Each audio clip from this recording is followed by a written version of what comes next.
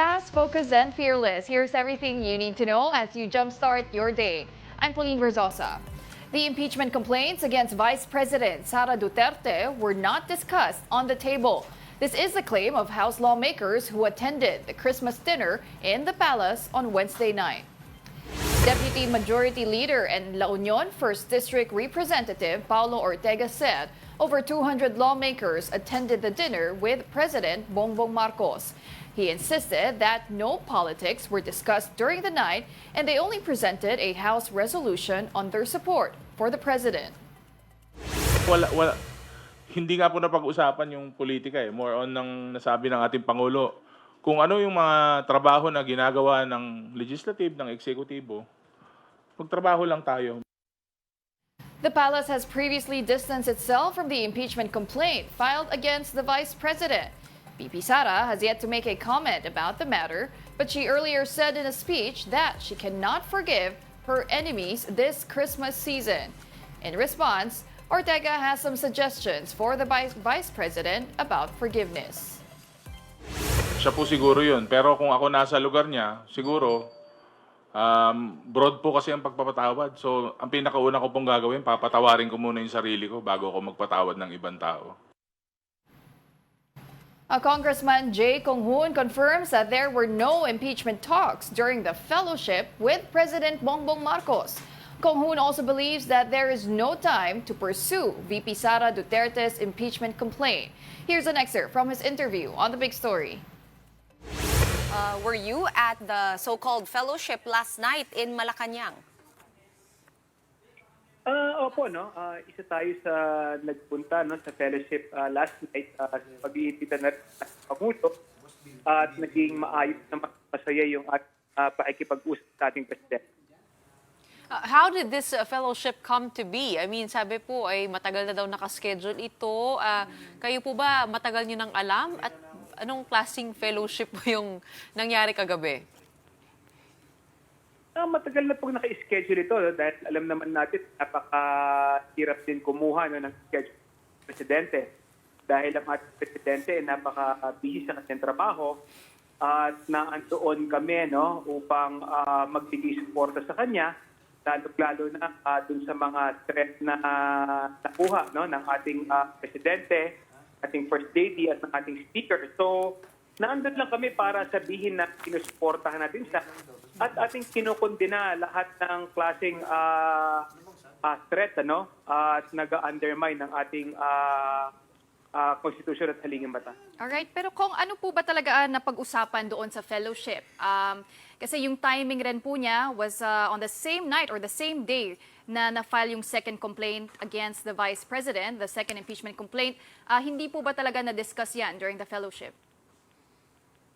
Wala tayong napag-usapan ano, patungkol sa impeachment. No? Dito napag-usapan at naandun lang talaga kami upang ibigay yung suporta no, sa ating Pangulo, ibigay ang suporta sa ating sa kanyang liderato, no? At sabihin sa kanya na kaisa niya kami sa pagpapaunlad no, ng ating bansa ano, at ang kabuhayan ng ating mamamayan. So definitely, hindi na pag-usapan. Actually, sa fellowship na yon, dalawang tao lang ang nagsalita. Una si Speaker at pangalawa, ang ating Presidente at nagpasalamat lang siya sa mga kongresista na nagpunta doon at nagpakita ng suporta. Iglesia ni Cristo will stage a protest against the impeachment complaints filed against Vice President Sara Duterte. This was announced in the church's TV channel, Net25. According to them, they are in support of President Bongbong Marcos's earlier statement that an impeachment complaint against the Vice President will not be beneficial to the public. This despite of his former running mate's harsh words against him. Ang Iglesia ni Cristo po ay para sa kapayapaan. Ayaw namin, no? Ayaw po natin sa anumang uri ng kaguluhan na manggagaling sa kanino mang panig. Pabor kami sa opinyon ng Pangulong Bongbong Marcos na no to impeachment. Meanwhile, Senate President Cheese Escudero said they are ready in case the impeachment complaints will reach their floor. He said they will take the complaint whether they like it or not. But according to former Senate President Mig Zubiri, a lot of his colleagues are not in favor of having an impeachment trial due to its timing. Let's now take a quick look at today's other headlines. In the Philippine Star, the police confirmed that American vlogger Elliot Eastman was killed shortly after being kidnapped in Zamboanga del Norte. This came a month and 18 days after the American was kidnapped by 4 men in front of his residence last October. And in Business World, headline inflation quickened in November as prices of vegetables, meat, and fish rose due to a series of typhoons. The Consumer Price Index picked up to 2.5% year-on-year in November from 2.3% in October. Meantime, dismissed Bamban Tarlac Mayor Alice Guo filed a not guilty plea before the Tarlac court yesterday. This is in response to Comelec's filing of misrepresentation case against her. The National Bureau of Investigation earlier revealed through a fingerprint match that Alice Guo is a Chinese citizen named Guo Huaping. However, Guo's camp insisted there was no misrepresentation of her identity because her birth certificate says she is a Filipino citizen.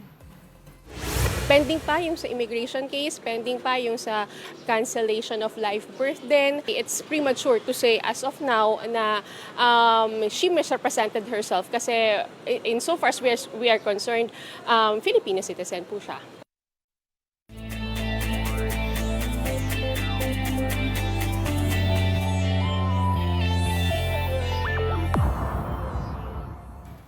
The Petrogas Angels defeated the Akari Chargers in a tightly contested straight-set victory in the PBL All-Filipino Conference.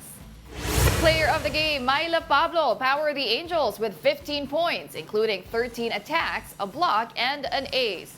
Petrogas now improves to 3 wins and 1 loss, solidifying their spot near the top of the standings, while Akari drops to 2 and 3, extending their losing streak to 3 matches. The Angels will be battling PLDT on December 10 and Signal on December 14, with both matches slated at the PhilSports Arena.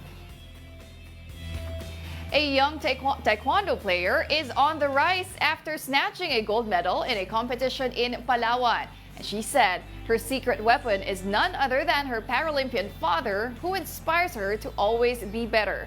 Mobile journalist Denise Valdesancho with that report. Gold is in the genes.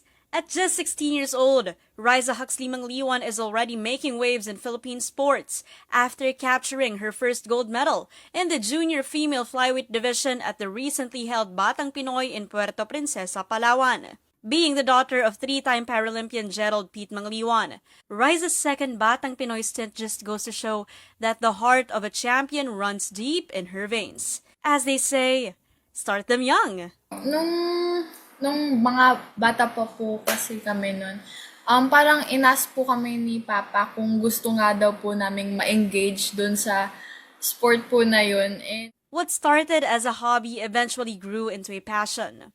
parang sabi ko, ay, gusto ko tong sports na to. Sige, pag i-ano ko po siya, pagpapatuloy ko po. Growing up with a father as a Paralympian, Riza became no stranger to sacrifice, discipline, and the grit it takes to succeed. Na-inspire nga po ako kay Papa nga po kasi nakakapunta po siya ng ibang bansa para mag-compete po. Parang, sabi ko, gusto ko rin mag-compete sa ibang bansa, kaya... With her father as both a coach and cheerleader, Riza has learned to balance her studies and her passion for sports. Mahirap po siya kasi pag umaga, school, tapos hapon po, training. Her father's constant reminder to her, yung sakripisyo na ginagawa nyo, may kapalit naman palagi yan eh. now a grade 11 STEM student, Riza not only wishes to pursue taekwondo in the Olympics, but also to become a doctor someday. And for her father, it's always about taking it one step at a time. Bago ko naman narating yung kung saan man yung ano ko ngayon is talagang yung foundation talagang inayos yan eh. Kumbaga bilang atleta yun ang pinakaano talaga yung foundation mo eh. Kasi alam ko naman talaga ng competition yan talaga hindi naman yan ganon eh. So importante lang sa akin is they make it to the mga universities or colleges para magkaroon ng scholarship. Okay na po sa akin 'yon. With the right mindset and her family support, Riza is ready to kick her way to greatness. Mobile journalist Denise Valdesancho. We are One News. And those are the top stories of the hour. Join us later at 9 a.m. as we continue to monitor the day's biggest stories. I'm Pauline Verzosa. We are One News.